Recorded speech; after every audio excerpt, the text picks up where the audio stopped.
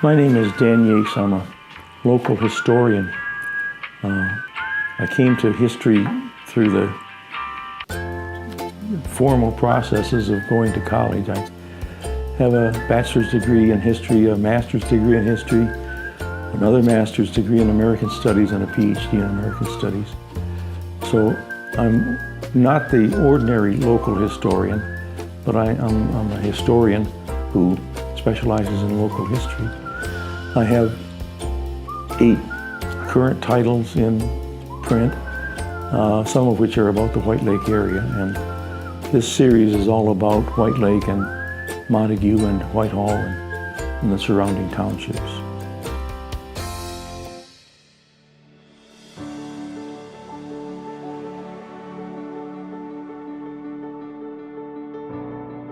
Some of these loggers were not very friendly, so if they happened to get someone else's log in their log raft, they'd just keep it.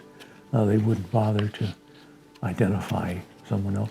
Plus, there were also log thieves along the way.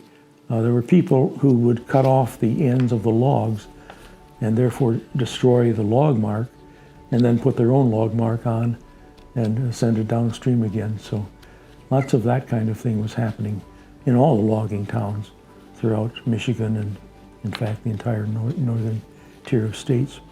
They took the liberty of identifying most of the log marks that are used on the White River. These are some of them.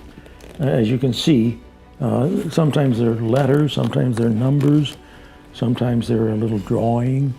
It has to be fairly simple for a blacksmith to be able to forge them into what amounted to a sledgehammer. But of course, a sledge like that would last for years. I have quite a few in my own personal collection, and they're still around after 150 years. Muskegon is one of the few counties.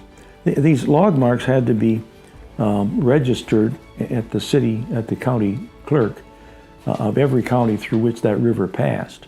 So in our case, it would be mostly Muskegon, but also Oceana and Newaygo, maybe a little bit of Kent County. But Muskegon kept all their log marks in the basement of the county courthouse.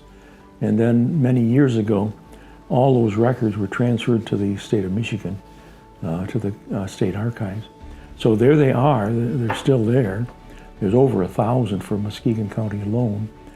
Most of them are Muskegon, but Muskegon and Whitehall shared some of the same marks because the two watersheds overlapped somewhat.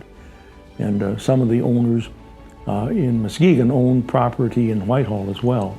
So there's some of these marks could be found on either river, depending on which way the crews wanted to shunt them, either southward or northward into a different river system.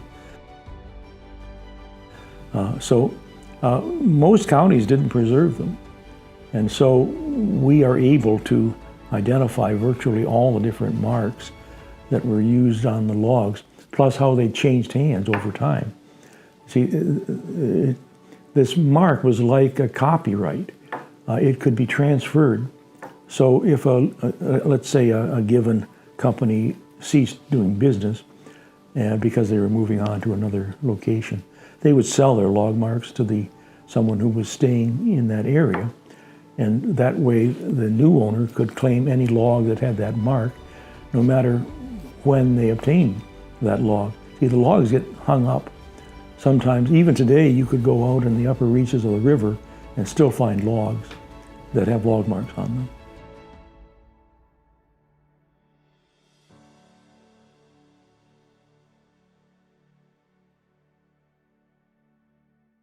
Hi, I'm Jenna Potts, your local Farm Bureau insurance specialist with the Durga Insurance Group. We are a company dedicated to serving only Michigan. We know you, we understand you, we protect you.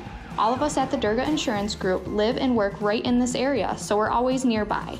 Local agent, local service, and local savings. Come and see us today or visit our website, durgainsuranceGroup.com, to find out more.